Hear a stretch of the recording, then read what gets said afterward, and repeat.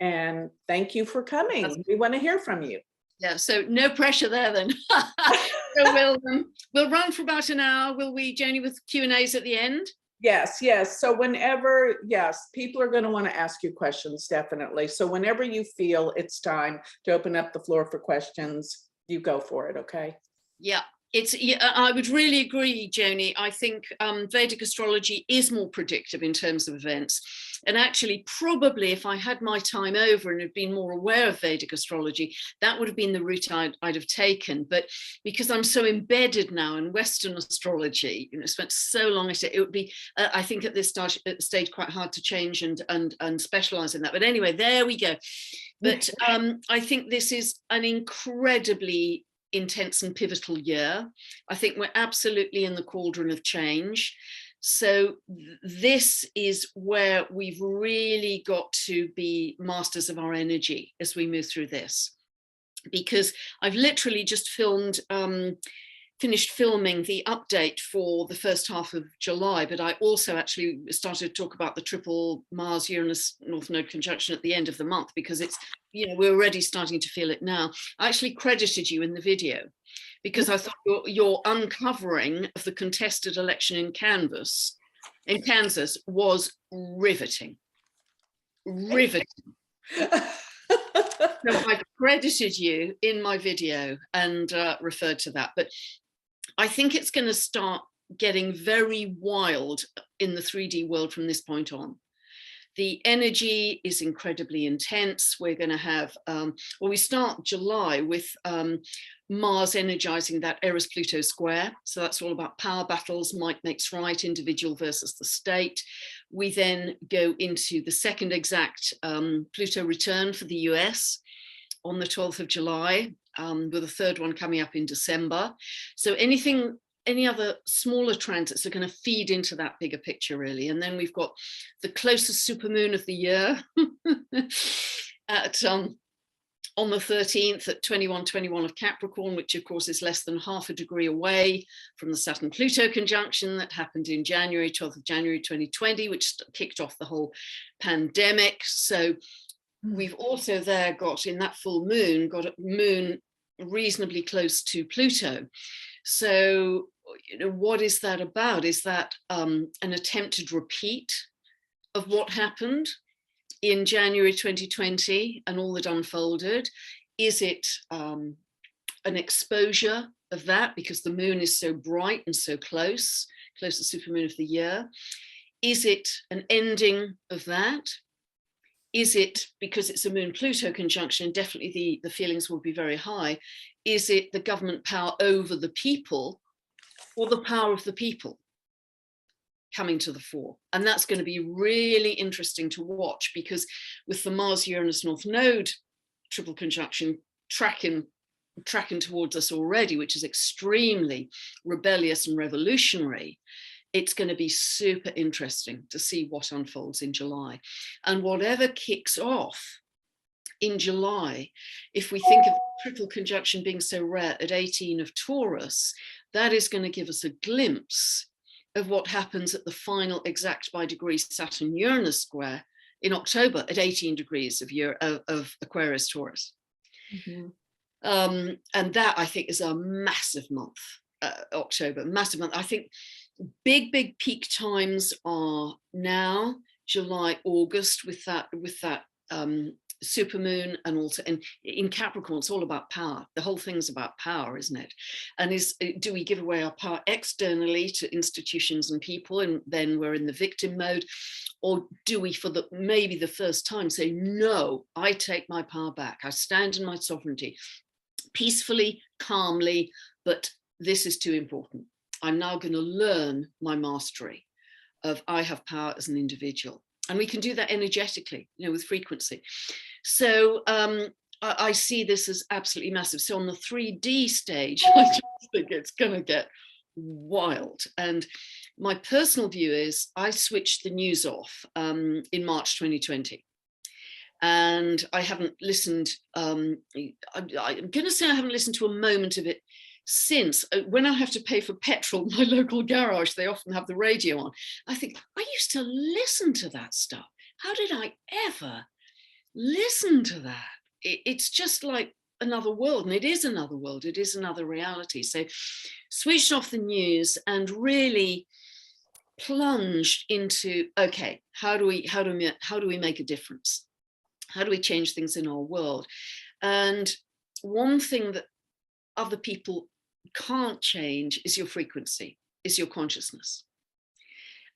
Whatever they do. I mean, Viktor Frankl said this when he was writing in Auschwitz, The Search for Meaning, which is incredibly poignant, moving and profound book, that whatever the external authorities are doing to you, they cannot change your consciousness. They cannot change your choice of thoughts.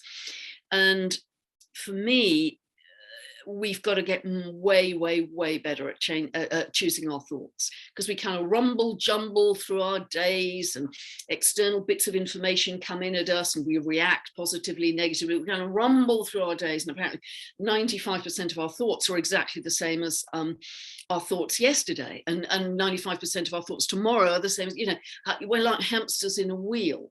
We have got to become so much smarter at this. Mm-hmm. In mastering our energy, our thoughts, because our thoughts sort of ignite the emotion, and in combination they produce our default frequency. So we've got to up our game with our default frequency, not only to change our own reality, but to feed into the collective and start to change the world. Because it's down to us. It's down to us. There's going to, be no kind fairy who lands from heaven and says, in a twinkling of an eye, everything's perfect. That's not going to happen. It's down to us. And so I actually don't find that scary. I actually find it, as a very small English person, I actually find it very empowering. Let's grab it. And I don't know what's happening for you in the States, Joni, but this is a global movement now. There's a chap in Australia who started up this movement called A Stand in the Park. Literally, for free, when people can congregate at various locations across the world, usually 10 o'clock on a Sunday morning, meet for an hour or so and chat. And boy, has that taken off. I mean, I'm lucky enough to be in a group of almost 300 people. And that has taken on a massive organic momentum. I mean, I could be out every night of the week. My social life is fabulous now, but people are offering workshops on growing vegetables, on homeschooling, on natural health. There's been another initiative in the UK. About a week ago, I interviewed a lady called Catherine McBean, who's an absolute powerhouse, who has started up this idea, this concept called the People's Health Alliance. And what it is a simple concept that we have state medicine here in the UK, and we all pay a little bit per month for the National Health Service, but it's free at the point of need. So you go in with a broken leg, you've been in a car accident, it's all free. It's very different from America. We've been very blessed with that. That is under incredible stress through the last 2.5 years. If you had cancer, if you had a heart problem, too bad, you couldn't get an appointment. If you didn't have COVID, you didn't have anything. So therefore, it's been a tremendous struggle for a lot of people with their health issues. So what Catherine has had is the idea of, okay, let's create grassroots up Aquarian energy, local wellness hubs all over the world. So for the people, by the people get together in a local hub, and it could be a combination of allopathic practitioners, of nurses, doctors, it could be alternative practitioners, healers, therapists, whatever. They find premises and they open their doors to offer people health, healing in various ways. And eventually they're going to be able to have surgery, actually do surgery on people, etc. But they've only been going for 7 weeks. And I had the interview with Catherine, as I say, it was actually, I think it was last Sunday. Anyway, within 4 days, she'd had 14 countries contacting her. In the UK, the local hubs were up to 90, and 26 US states had contacted her to get the setup template of how do we do this. Mm-hmm. And this is so exciting. This is so Aquarian. And so she's unstoppable. I mean, there's no doubt she is going to succeed. The absolute powerhouse one. So things like this give me enormous confidence that as the old world collapses, and it is a mess, we're standing on a demolition site with rubble and dust, and it's a mess. it's not the end of the world, because the other stuff is shooting up like topsy. I mean, I can't keep up. I can't keep up with all that's happening in those new groups, and they're all sharing information. It isn't just, you know, that we'll generate some information and knowledge and we'll keep it to ourselves. The whole point is that we share it with everybody all over the world. So if someone's got information about how do you forage for wild food, we share it all over the world. I mean, this is Aquarian global networking. I am beyond excited, and I'm doing in the UK, I'm doing a big public event here in mid-September. 350 people can come, and I'm going to share all of my earnings from that to my local People's Health Alliance to help fund it. And people are all doing that in the group, you know, it isn't just me. And so it's been really different, this shift away from what's my title, what's my income, how far have I moved up the corporate ladder quickly, to what's my contribution? What am I doing in the world to help other people? Wow. And that's a big, rapid shift, but it's an absolutely vital shift, I think, for us to create the new world. That is amazing. I'm just, it's amazing to me. Everything you're saying is everything that I haven't even thought to do. I was just doing it. You know, it was like a motion that I kicked in because this whole group came together with the same premise. And I kept trying to push it away, but something inside me said I needed to bring people together with the intent to find our own power, not to look outside of ourselves for power or for someone else to guide us.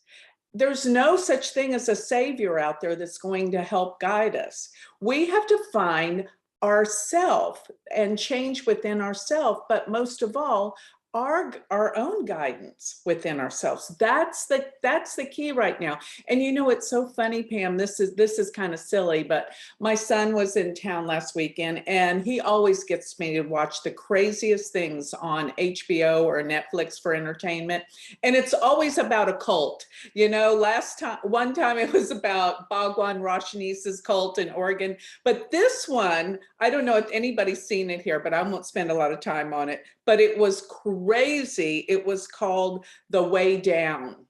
And it's, if you all have time, I mean, it is just the craziest thing, just to consider how people can follow a cult that makes no sense. It's outrageously insane. This woman was a staunch Christian, and she taught people how to lose weight by praying the weight off.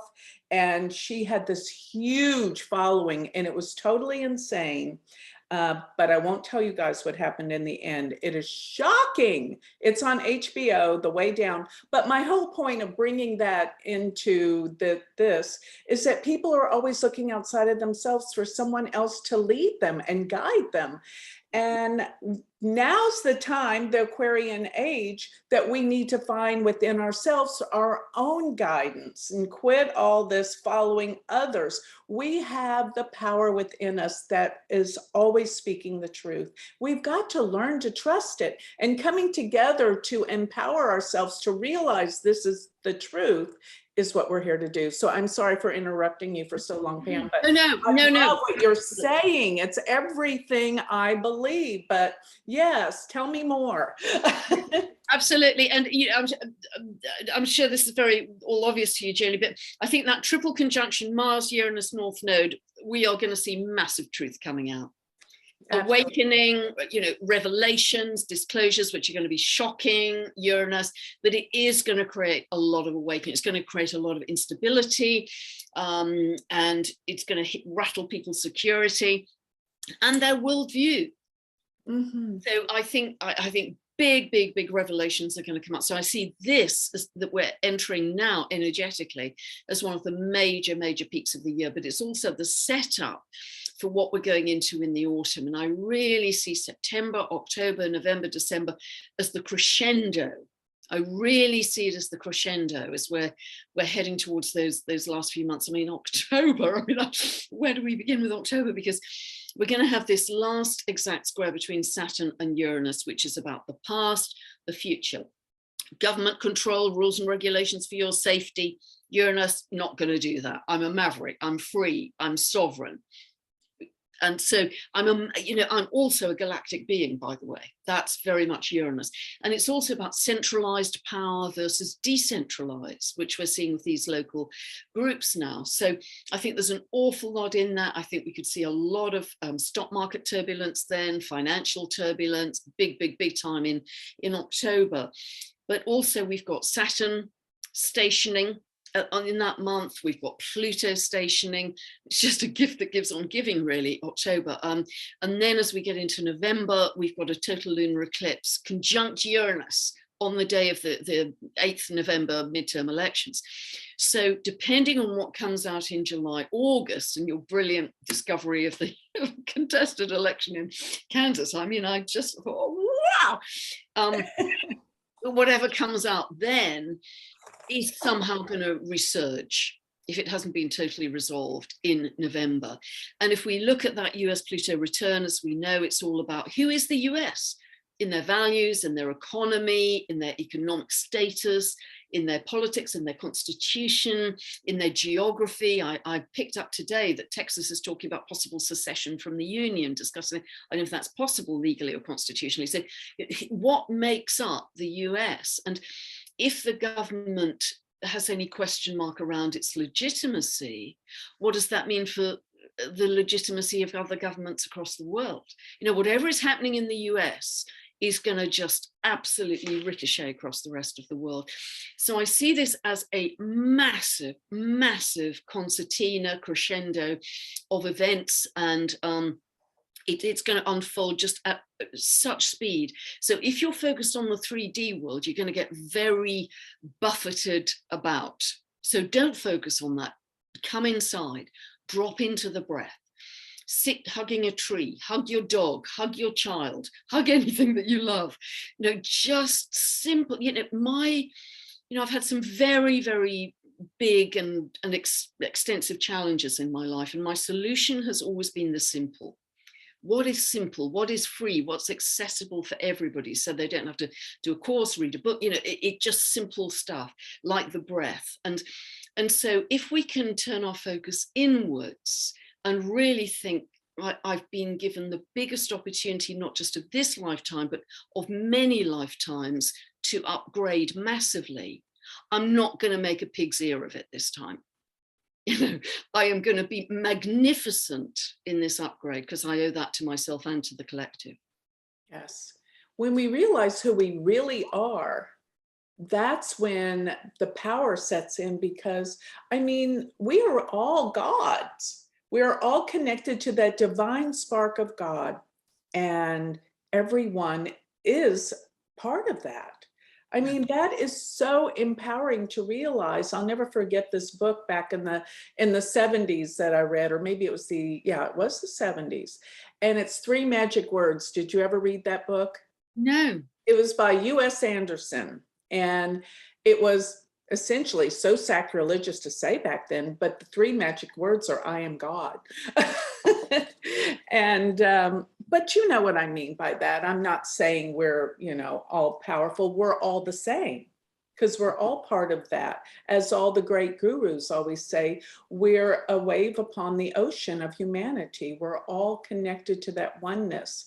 And when we realize that we are that powerful because of that essence within us, then we know that we can help change the world by changing our thoughts, changing what our belief systems, and opening up to the reality that the only thing that really heals is love. Like you say, be kind to others. Why are we fighting when we can come from this place of love, and love heals all? And we have that power right now. This is the most remarkable time historically, I think, in the world, because the enlightenment that's going to come out of us, yes, we're going to have a huge explosion, but that's just the purging, and that's what needs to happen before the healing. And another thing is, when Mars goes retrograde in October 30th, that's the other thing that October, I think. And I was thinking, from your vantage point, Mars for us is going to be in Taurus, but still it's going to be around all the Pleiades, in that section of, the star system, which, you know, is all pretty much, when you look at where the planets are, they're going to be connected to those stars. That's no, you know, whether you're doing Western or Vedic, those stars are where they are, and that's where Mars is. But is it going to be in Aries the whole time for you guys? Isn't that right? No, it isn't. It's going to be in Gemini actually for a lot of the time. It's interesting, of course, Okay. triggering the US Mars Yes. for a Yeah, lot of that time as well. that's And right. I think what it's also about, no, it's going to be in Gemini, just checking the ephemeris, from mid-August all the way through, unbelievably, until end of March. Right. Mid-August, I mean, just incredible, and retrograde Yeah. for all of that time. So when it's retrograde, I'm really seeing that as all of us going back over the facts, Yes. going back over the information. And I think that's going to be very revealing. And it's so interesting, isn't it? Because if you're focused on the 3D and living in that world, it's going to be the worst of times. Yeah. But if you're focused on a higher state, a higher frequency, it's going to be the best of times. Yes. And it's that different. There's such a divergence. There's such a fork in the road, and those paths are diverging. So now it's like, it's going to be very difficult to leap from one speeding train to another. You've already, by your thoughts, your actions, determined your trajectory, which doesn't mean it's unchangeable, because we're changing timeline every moment, but it means your broad direction of travel, if you like, has already been determined. And that's what we need to really consolidate, pour love into it, as you say, Joni. And, you know, we've just got to learn to live in that state, as opposed to in the past we've been so competitive. That was the part of the corporate world, even part of our education, who wins the race and who loses. It's all been very much part of our culture, that somebody wins and somebody loses. But now we're moving into a much bigger time of collaboration. And if you follow the work of someone like Lynn McTaggart, she's done a lot of, you know, queen of intention. She's done a lot of work with groups coming together and meditating. Her latest book is called The Power of Eight, and where you get a group of even just 8 people coming together, focused on a particular intention to heal someone or whatever. It magnifies the frequency, it magnifies the intention. And not only that, not only is that person receiving a stronger wave of healing, but everybody else in the group kind of gets a boomerang and they get healed too. So whatever we're putting out in the world bounces back to us. You're putting out a lot of love, you'll get a lot of love bouncing back. Yes, I always say that. What you put out, you get back. Yeah. And we talk a lot in this group about the law of attraction, because I am a firm believer in it. I know it works. It's worked for me over and over and over again. But everything that we put out there will come back. It's a mirror. The outside world is a mirror of what's going on within us. And if we are mistrustful, if we don't have trust, guess what we're going to get back? People that are not trustworthy. So that, if we really just learn to do that, whatever you're putting out there comes back to you as a mirror. Boy, that can be life-changing. Because, you know, I've seen that. This is the law of, really, they say the law of attraction, but it's law of cause and effect. And that is actually the law of karma. I mean, Einstein said, the power and force that you put out, what will come back is an equal force. Yeah. That's just so simple. It's not, and that's what karma is. And I mean, if we just go by that, Pam, we've got it. We've got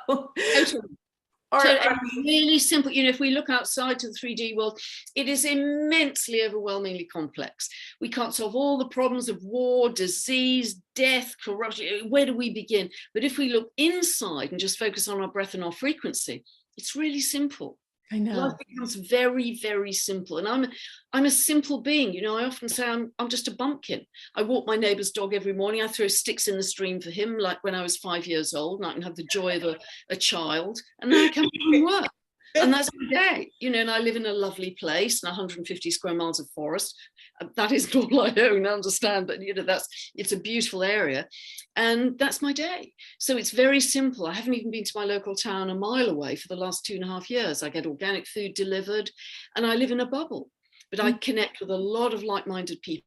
people now, physically, actually, not just online, as I say. And that is joyful. It's absolutely joyful. So if you can really simplify things down, I think that helps you. You stop this feeling of overwhelm in your life. Yeah, well, you know, as the saying in astrology goes, as above, so below. So what's within is without. And like you're saying, you know, coming from a simple place, living in a beautiful place, being surrounded by nature and beauty, that's going to give you solace and peace of mind. And of course, not watching the news like you've turned off. That's going to give us all peace of mind, because it's half of it's propaganda. I don't care what side you're on. They're all, you know, trying to get us to be against each other. And I don't want to be against each other anymore. I'm tired of it. And, you know, this is what we have to teach others to remember all the time, that what we're putting out, we're getting back, and to love, and the simplicity. It's too confusing, like you say out there. It doesn't have to be this confusing. And we have all these like-minded souls here. And I'm like you, Pam, I get to sit all day and talk to people that love and want to know more about astrology. But when I go out in the world, sometimes it's kind of shocking. I find out, whoops, not everybody's like us. Luckily, I don't have so many of those these days. So yeah, because it's just like a Grand Canyon now. So I don't have, you know, I have got a couple of old friends I love, and I'll always love them for who they are. But I don't have many of those conversations like I did in the past. It's too much hard work. You know, you're constantly avoiding the elephant in the room.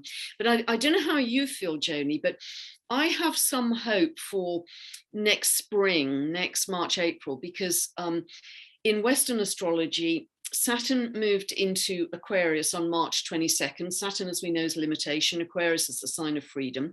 So it moved into Aquarius in March 2020, 22nd of March. On the 23rd of March 2020, most of the Western world went into lockdown, limitation on freedom. And as we know, it's staying there until next March, when it starts to move into Pisces. So is that going to offer us a signal of some kind of easing of these very tight restrictions that we've had over the last sort of 2.5 years, which vary by country, obviously? So that gives me some hope. And I think Pluto moving into Aquarius that same month, I mean, that can go either way. That can be controlled by technology, clear as day how that agenda is trucking on, but it doesn't have to be. It can be, again, about the power of the people coming back. And it's up to us. We choose, we co-create with this modeling clay that is called astrology.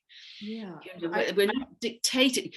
There's such, and you've seen it for years, Joni, as well, that if we feel, people come to us all the time and say, so what does the astrology say? What's going to happen?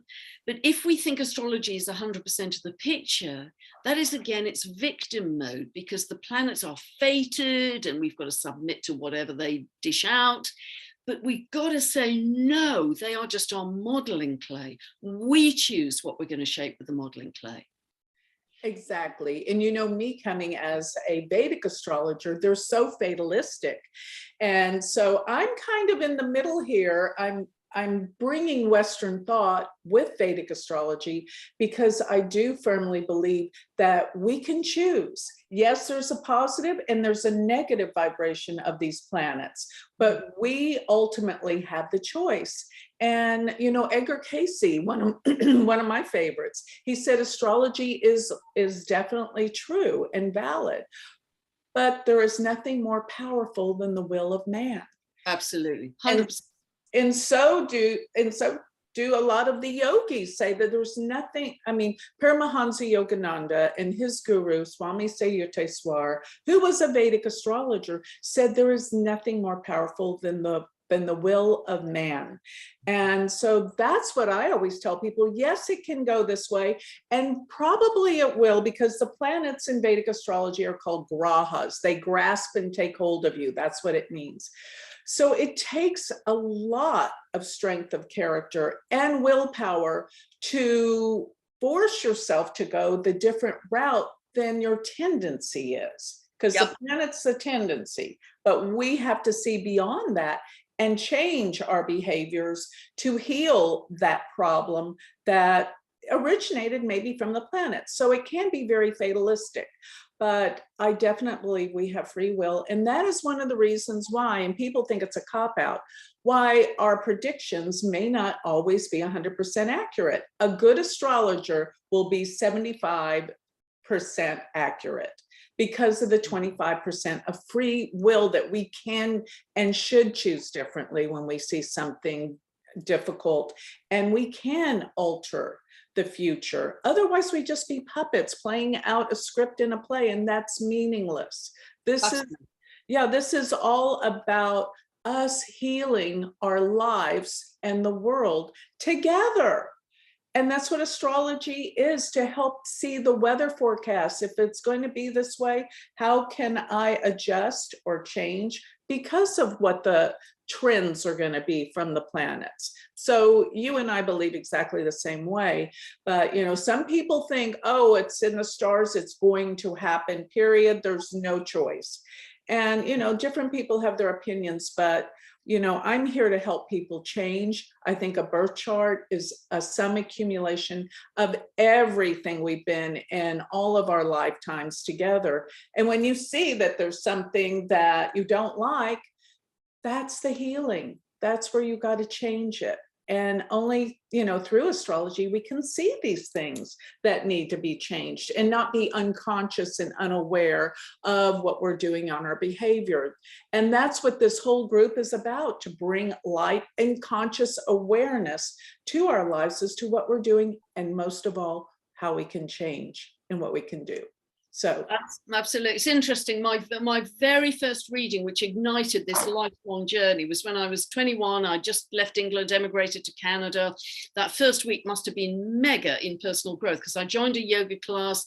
At the end of the class, a lady said, that chap, big chap from Jamaica, is an astrologer. So I went up to him and said, know nothing about it, love you to do my chart. The following weekend, I spent 7 hours with him, which kind of just blew me away. I remember it like it was yesterday, and I haven't stopped learning since. But one of the things he said in that long afternoon we had together, he said, eventually you will go beyond the astrology. Mm-hmm. You don't have to have it hold you back, right, was what he said. And that was very odd at the beginning of my journey to have that said to me, or, you know, and say it to anybody, that's the case. But that really stuck in my mind, that this lifelong journey will give you, me, you know, people who've been studying a long time, a great deal of knowledge, but ultimately we even have to go beyond that. Of course. And that's kind of where I'm trying to focus now, to help people, so they won't get too embedded in the fatedness and the victim mode. And that you said a lot, victim. When I quit being a victim in my life, my whole life changed and the sky opened. And people don't really understand the concept of victim, but I think all of us here do. What it is when you blame everything for the circumstances that you're in your life. When you take back the power, say, how did I cause that? How did I have, even in the world events, how did I contribute to that in some way? Then you know you got to stop blaming and take control, like you're talking about with all of these groups, taking our control back in order to change the future, because we have to see what we can change within ourselves and take responsibility. That's what quit stopping the victimhood is all about. So yeah, 100%. Yeah, thank you for bringing that up. Yes. So any words of advice, like what else we can do daily to change our consciousness and be more aware? Yeah, couple of things. I think every day I would try and do something for someone else or the earth. Do something for someone else or the earth, to feel that you're contributing. Mm-hmm. You're not just receiving. And I think that's important. Secondly, if you can link with a like-minded group, hate to use this phrase, but it's like a shot in the arm. It really boosts you energetically to link with like-minded people that you can really be yourself with and share with. And thirdly, I would just really use those incredibly simple breathwork techniques of closing your eyes, dropping into your breath with complete focus. Imagine that you're breathing in and out through the heart, or even the baby belly breath. Watch how babies breathe, and the breath breathes them. Just allow that breath to breathe you with complete focus on your breath. You drop into the present, you drop into peace, you lower your cortisol levels in moments, you boost your immune system, and you can do that you can do it on a bus, but it's even better if you can do it in nature or at home where you've got some peace and quiet, and just at least once a day, but more often if you can. And then you start to change your default frequency to peace, to bliss. Just be blissed out by the breath. And that's just so simple and free. So I always try and do that, suggest things that are just absolutely elementary for people. And so those three things, I think, have helped me massively through my life, through big times of crisis and challenge. Yeah. I totally agree. And we've talked about exactly those things, Pam, in this class. Right. And I love the way you have that meditation on your YouTube about dropping into the heart when you breathe. That's it. You are so wise. And I love the simplicity, because really, why make it so complicated? And that's it expands the heart field as well, as you probably know. It expands the heart field, and the heart sends more information to the brain than the brain does to the heart. So when you're in that state, you're beaming out love to the world. Yes. So you're doing the world, the collective, a service at the same time. Exactly. Well, I want all of you to be able to talk to Pam, ask her what any of your burning questions right now. Remember to unmute yourself when you want to talk. Yeah, you want me to go first? Sure, Geeta. Thank you. So I'm listening to both of you, so beautiful girls. And Pam, you are so pure, clean, beautiful. And all this time I'm listening to you, and you reminded me of this phrase, baby steps. And years ago, I was going through a very emotional time, and I was diagnosed with depression. And my husband said to me, he said, all he wants me to do is take baby steps. So he said, if you can just smile, that's it. If I can just take a shower, the whole day, I've achieved everything. That's all I need to do. So, and so this was going on in my mind. And then I said, holding hands, and right here, we are holding each other's hands. So we, some of us are at a more powerful, and more wisdom, more wise, more experience, like you and Joni.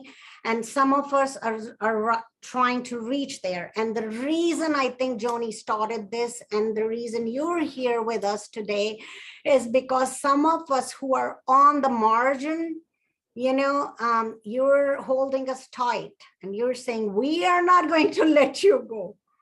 And that's Joni. I know her personally, and she's like, okay, I'm going to make you a star. You are a star. Okay.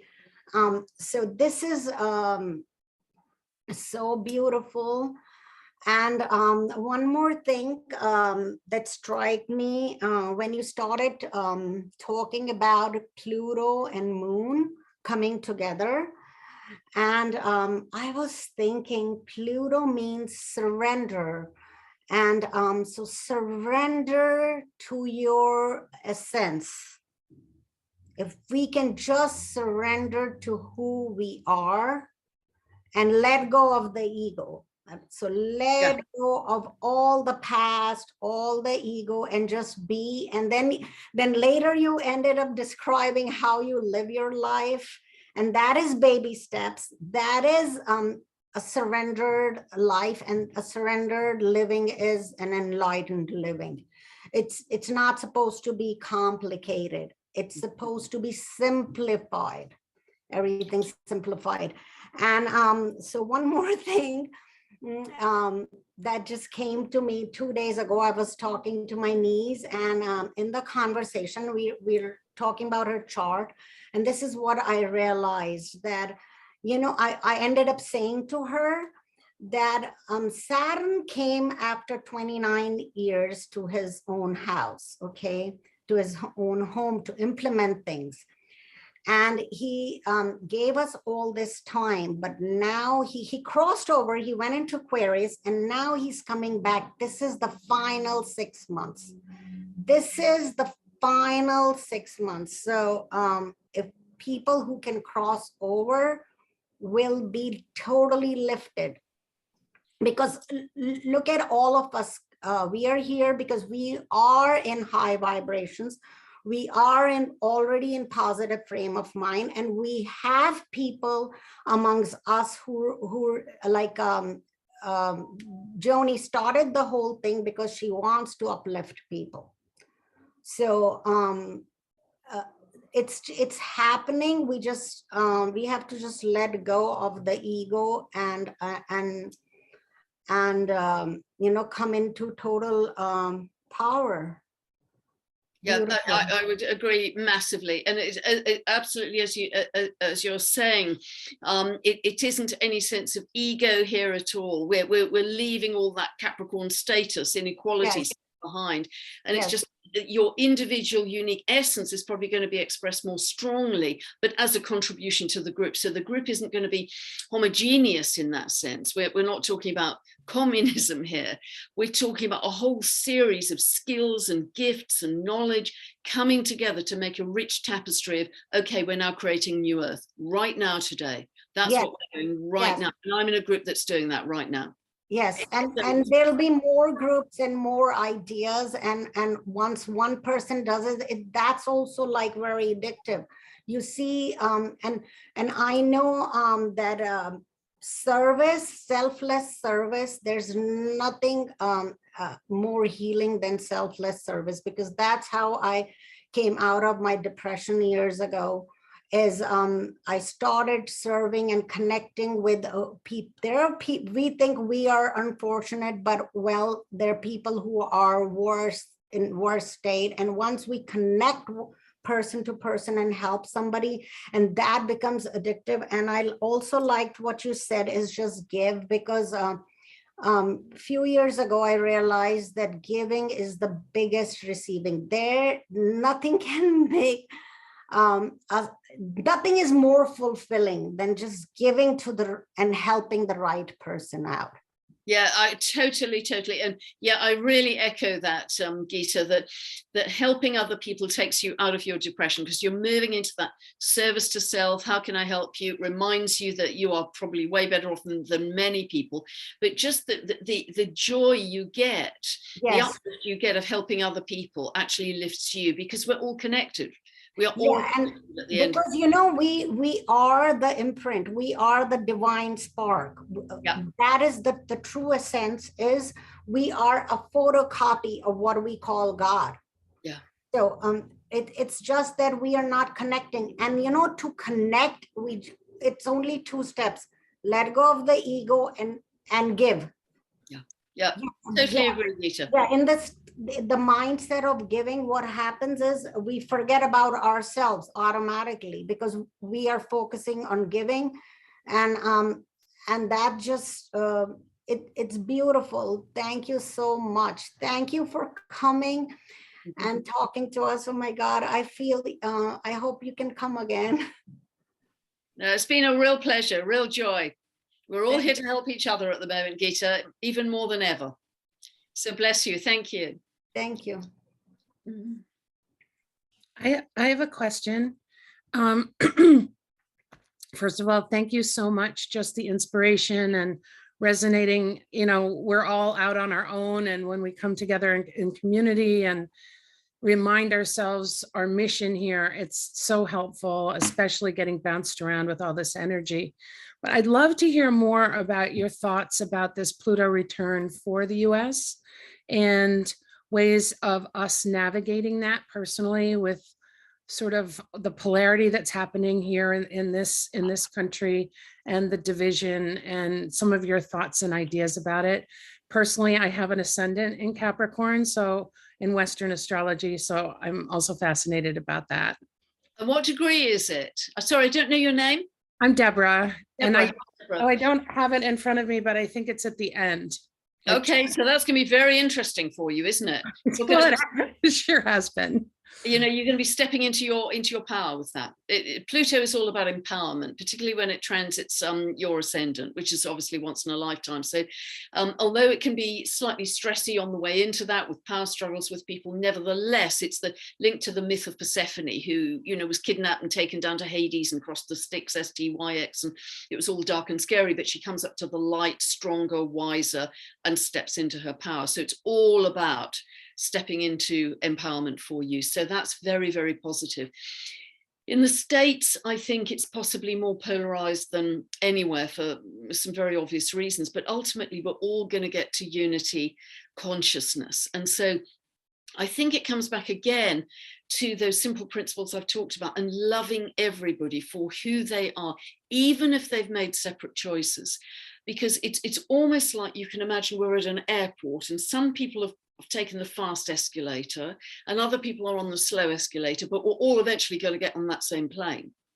And so we're going to come back to unity consciousness. Yes, a lot of people may exit the earth and go on to other places, but the people that remain, we are all going to come together, I believe, in unity consciousness. So let's hasten, let's accelerate that process by sending everybody love that you come in contact with. And, you know, friends I've had for some years, and yes, we've had big differences of opinion over the last 2.5 years, but initially we were kind of on the brink of arguing about different points of view. And I thought, this isn't helping either of us. We're both lowering, you know, I'm so worried about you taking this decision, but at the end of the day, we're both lowering our frequency and really testing the friendship.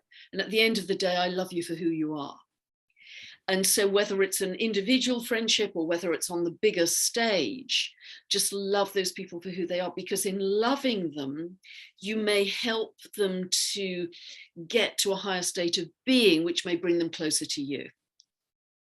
Because, you know, as long as we perpetuate the division, he said, she said, you know, on and on, the battles, we are going to go round and round and round the hamster wheel where we've been for thousands and thousands and thousands of years. We're never going to break that habit, and we have to break that habit. Yeah, this is going to be an incredibly intense 6 months, I think.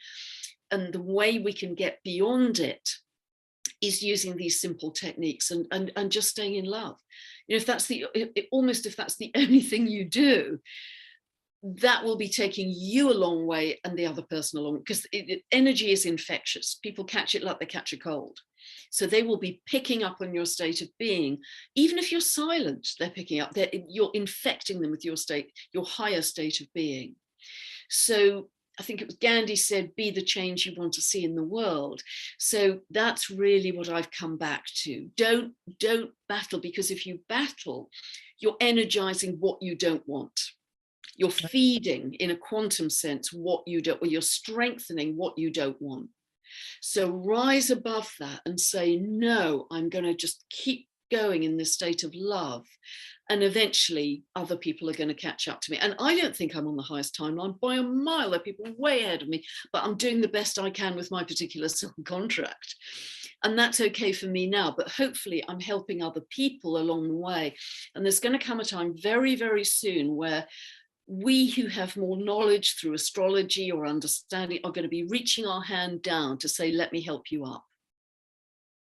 Energetically, compassionately. And I think that's quite a good place to be. Not in judgment, not in told you so, not in you shouldn't have done it.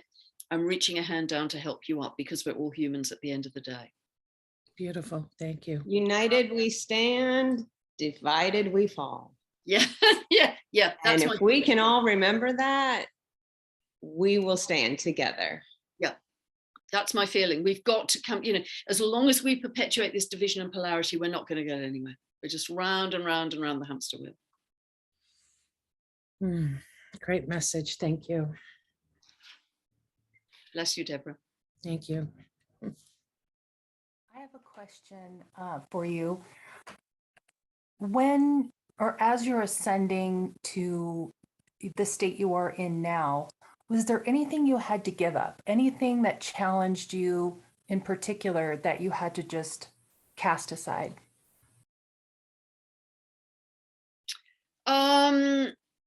Gosh.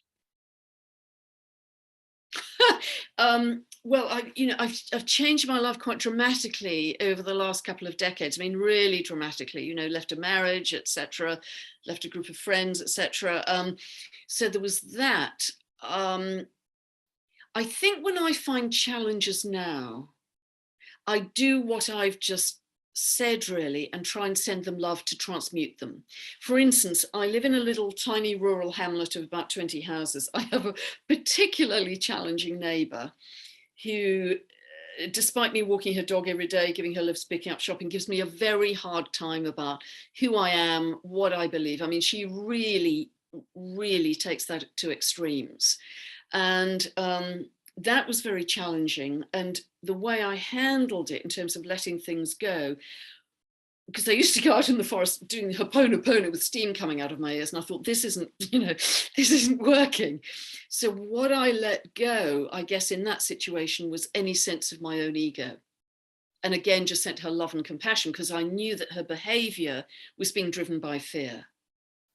And actually that has transformed what was a very difficult relationship for me on my doorstep, as it were. I don't want to go into too many details, but it was affecting relationships with other neighbors, which was a great shame. So I let the ego go, the judgment go, and just said, nope, I'm going to send her. And actually it was miraculous. I asked for a miracle one day and I said, okay, angels, guides, I need a miracle and make it snappy. And what transpired that day with my neighbor was almost like a series of cosmic jokes. I mean, I ended up laughing and said, okay, guys, you delivered. So if you really call in help, I have a friend who works with angels and she said she once had a vision of her angels filing their nails because they're waiting for your instructions. They're there for you. And knowing that it isn't just you, you have help in this. Spiritual help, I think, is very important because they really did deliver when I got tough with them. So I think that would be my answer. I suppose I left the marriage behind. That was a long time ago. That was 18 years ago. So yeah, life is just much simpler now. It's much, because I'm simple on the inside. So that attracts simplicity on the outside is how I see it. I'm a real bumpkin, honestly.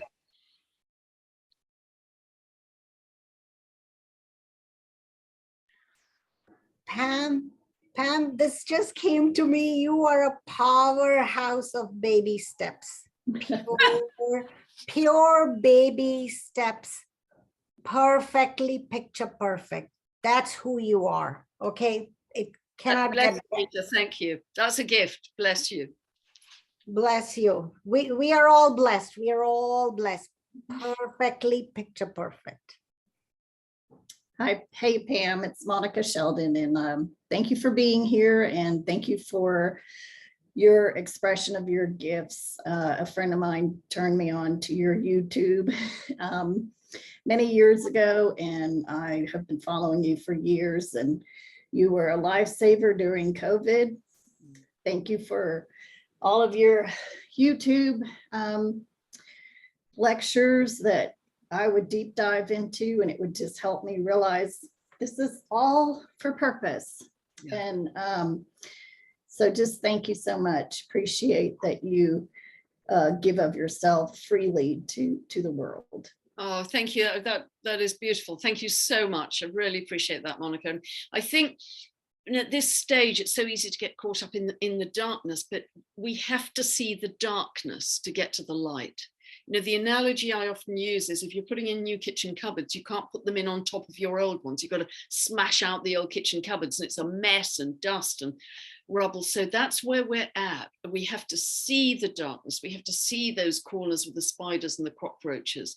We have to see it. Otherwise, the depth of change will not be great enough to have that spiritual transformation, which is what we're moving into. So yeah, I think it's going to be wild in the next 6 months, but you don't have to live at 3D. Live at a different pitch. Make life simple. Stay in a bubble. Be with people you love. Love your dog. Love your kids. Love your partner. Love nature. Keep it really simple. I mean, that's been my solution all through my life with very long-term challenging experiences very often. And it's just because that's easy for everybody. So thank you, bless you. I wanted to add in, I think the airport idea, that image is so easy to see, because I think we have such a division of time, of everybody's thoughts are going one way and someone's going another way. And we think that we should all have that oneness together. And it's just not completely possible right here in this place. And it kind of gives us a sense of a new reality check, that just envision that they're going to get there. It's just going to take longer. And maybe they don't have a lot in common with you at this point in time, which I think is sad.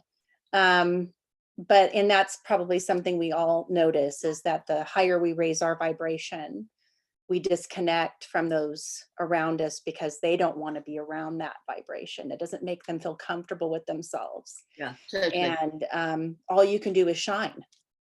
All you can do is shine and be true to you. And that's what you're responsible to be here to do for yourself. And this abortion thing happening in the United States right now is extremely emotional for a lot of people. And it's okay for those that are sitting on the fence of thinking, we can do this different. And, my opinion is, let's have birth control. Let's think this through, that we're not 50 years ago, we're now, and that we have a better medical system, and we have the ability to implement and try to support the ability not to have to make those choices with our bodies. But that's my road, right? And so you're helping me relax in that tension, and to let go, because I quite frankly have friends that we completely disagree, and it's hard to make a phone call to even call and say hi, and to check on them, because that the real topics that people need to discuss, they're not talking about it. They don't want to talk about it with each other, because it's like slamming your head into a brick wall. Yeah, I totally, and isn't it interesting today? So what's your name? My name's Michelle. Michelle, hi Michelle. Isn't it interesting today, with this new moon in Cancer, the sign of motherhood, conjunct Black Moon Lilith by, within a degree. And Joni may well have talked about this, I don't know, but the whole myth of Black Moon Lilith was that in Jehovah's myth, that she would not sexually submit to Adam, so she was thrown out of the Garden of Eden.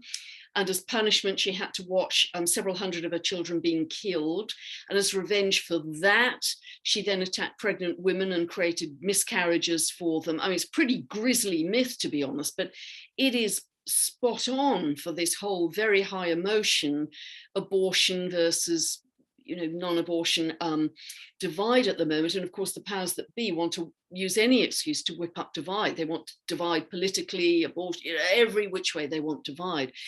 But at the end of the day, and I was finding this 2.5 years ago with a couple of dear friends, when I was so worried about their decision, and they were equally worried about my decisions. But at the end of the day, it was becoming noise. It was just becoming noise. And at the end of the day, as I say, I still love them. So I think division and polarity are being created as part of the control mechanism, because if people are agitated and fearful, etc., they are much easier to control.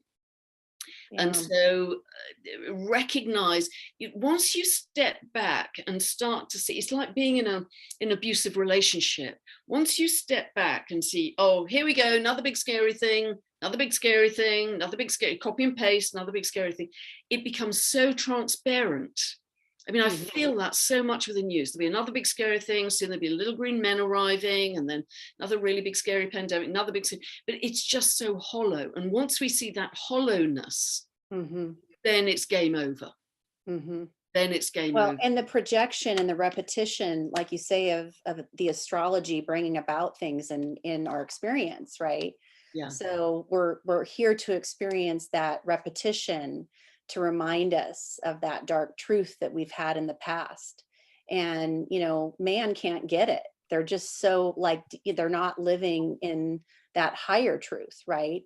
And I don't know if you guys have seen this on the internet, but there's this guy that walks around with a pillow wanting to like hit people in public, and like he tosses them a pillow and he's like, you know, trying to get a pillow fight started. And what it erupted in me was, if the world only had pillows. Yeah. Because I mean, it's like people need to get that playful, but also that aggressive nature out without hurting each other. And it is, we're living in very sad, emotional times. And like you say, trying to come together like this, and it's just a vibration. And like I said, your airport analogy helps me so much visually, because I have a dear friend that I mean, honestly, every morning we spoke for years. I mean, decade. Every morning she called me, and she doesn't call me at all. And maybe we talk to each other twice a month. And it's because I'm conservative and she's a liberal, and you know, we just don't have that much, and you know, and she's sitting there festering over things and I'm not. And I love her, and I, you know, that doesn't change, and I've expressed that to her. But I know inside there's that tension still. And so it's always to bring up the uncomfortable, but it's just our journey, and that we have to come to terms with how we make our own choices. And it's not about how they're making theirs. And if they need help along the way, we'll do our best to help as we go through it, you know? Absolutely, because I think it's really down to the soul contracts with which we entered. And frankly, a few years ago, I didn't have all this knowledge. I was kind of way back there on the escalator. So there's no judgment in that. And I think if we get into judgment is quite a low vibration. It's quite a low frequency energy. So that isn't helping either, which is why I think just the thought that just go beyond the noise, go beyond the conflict, go beyond the polarity with whomever, and say, no, I'm going to absolutely anchor my focus on love and compassion. And that's how I'm going to navigate this next 6 months. And it's going to get wild and crazy out there. But actually, to a large extent, you're going to bubble wrap yourself. If you have that attitude, you're going to deflect the worst of the craziness and the chaos, because you're just beaming into love and compassion as your navigation point. And that's what I'd really say. And again, that's very simple. It isn't complicated, but you know, it will be different, but it has to break down, and it's going to break down fast, I think, because they're going to be truths and revelations that will shock people rigid, even shock people that think they have a lot of knowledge at this point. But it has to happen quickly, because I don't know how Joni feels. I feel almost by next spring, depending on how we act as a humanity, I think things could be easing up a little. And then I think in 2024, there's a big shift in consciousness, and it just keeps on improving as we head towards, particularly 2030. I don't see 2030 as scary. I see it as absolutely sensational, the golden age, a couple of years ahead of schedule. But you've got to be on that timeline to get there. Yeah. Over time, people in society have been trying to take God out of society. You know, the American US dollar has "In God We Trust" on it. And then, you know, that kind of contradicts with, you know, having God in school and all this stuff. You know, along the way, we've had these justice fights to try to take that probably even off our money. So it's just kind of a delicate thing, you know, trying to have these spiritual beliefs and understanding, you know, how the principles have been made, and the world we're living in, how it's going to evolve. Yeah. So it's scary for all of us, really. I don't care what side of the fence you're on. It's kind of scary. I think if you can find a group of like-minded people, that will make a massive difference, because it's easier to be strong if you're in a group with strength. Or because I know everybody in my group who I didn't know at all before 2.5 years ago. Never met them, never came across them in my area. And everybody arrives at the group saying, I thought I was on my own in this area. But they are absolutely galvanizing a very different future. And I know if any single one of us was in any kind of trouble, a lot of the group will be there. In fact, you know, everybody in that group would be there saying, how can I help? In fact, we've had an experience recently where someone in the group, he was on his motorbike, and just actually 200 yards from where I live, was hit by a car. And we didn't know if he was going to live or die. And he's been in intensive care for 6 weeks now. And he's just after multiple transfusions, blood transfusions and operations, he's coming out, and everybody in the group has been sending him love and healing, everybody. And the nurses say, actually, he's had a miraculous healing, considering where he was. He was going to have a leg amputated and never walk again, blah, blah, blah, blah, blah. But, you know, the doctors and nurses have been stunned at his recovery, given the amount of damage he had. And it's just thrilling. You know, it just brings me to tears to see that kind of love in a group for another human being.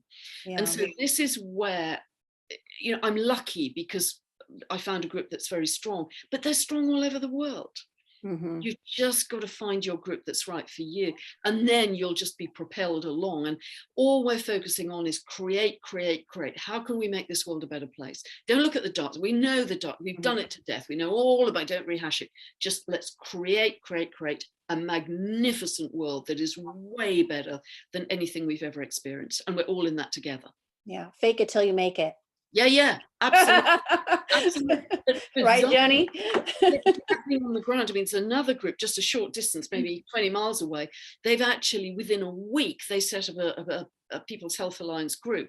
They bought a barn. They bought a farmer's barn within a week. And they're now setting up that barn, painting it, decorating it, hiring therapists, healers, etc. And they're going to open their doors in a month to people who need help with their health. I mean, that's how fast that happens. So it isn't just that we have an idea or a vision, which we have, we're actually physically doing it on the ground. And that is, it's just, I tell you, it's just thrilling. It's just thrilling. That is amazing. I also wanted to thank you for all your YouTube videos. I've been a fan myself. I've been watching you for years. And, you know, I don't think the people that do work like yourself and put yourself out there, you don't really realize how many lives you touch. So. Oh, bless that. Thank you for that. Really appreciate that. We each just do our thing, don't we? We each just play. We're each a part of the puzzle here. Otherwise we wouldn't be here right now. Yeah. Thank you. Thank you so much. I'm really touched by that. Thank you, Michelle. You're welcome. Thank you. Well, we've been going for over an hour, so I know Pam's got a busy schedule. So, but we want to thank you so much. And if I could say, one of the most powerful takeaways that you have taught us today is, first of all, how coming together in a group, such as we are today, to feel supported in who we are and what we believe is so powerful. And of course, to come from a place of love. And most of all, to be kind to someone. And every day, I said this last week, I know you all said this, I told everyone, to do something nice for someone else. If we can do this every day, I mean, that is putting out the positive energy, and we're walking our talk, right? We're not just talking about it. We have to start doing it and being what we're saying.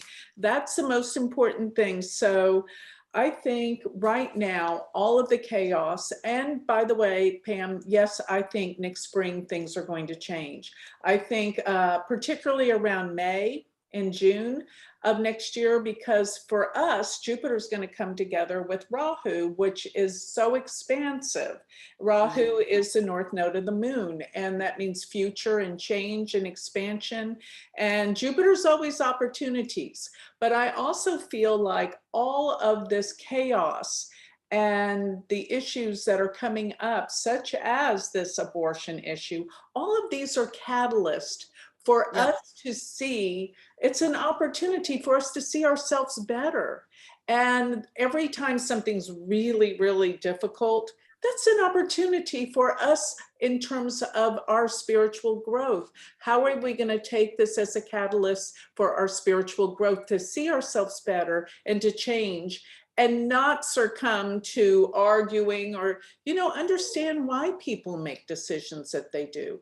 And it's always based on their past. It's always based on where they've come from, their you know, their many lifetimes of who they are. But like Pam says, you just have to surrender your ego to what you feel is right or wrong, and realize everyone has their path. But we have to come together and not be at odds with others. We have to find our peace. We have to be good to others. We have to walk our talk. And most of all, what I say, and it's the same thing Pam's saying, is love heals all. And we've got to work on ourselves. So any last words you want to close with, Pam? Yeah, just feel very positive and excited. Positive and excited about what's to come. I think we're going to be entering a wonderful world once we get through the demolition site, which is going to be short term. It's going to be intense and crazy and chaotic and turbulent, and systems won't work. You may not get your rubbish collected or your pension paid or whatever it is. Just keep that vision that we have to walk through the demolition site to get to something way better. And that's why we're all on this earth at this time right now. So hold the vision. Hold the trust, hold the faith, and we're all holding hands digitally and physically in some cases to get to that better place. So bless you all. Couldn't agree more. Couldn't agree more. Thank you so much, Pam. We are so grateful you joined us today. You are amazing, and we're going to send more energy your way, more people to watch your videos. Everyone, tell all your friends about Pam, because she walks her talk. That's all I want to say. And there's nothing more meaningful for that. And great gratitude. Thank you. Namaste, everyone. Yeah, thank you so much, Joni. It's been a real joy and to meet you all. Thank you so much. God bless. Bye-bye. Bye.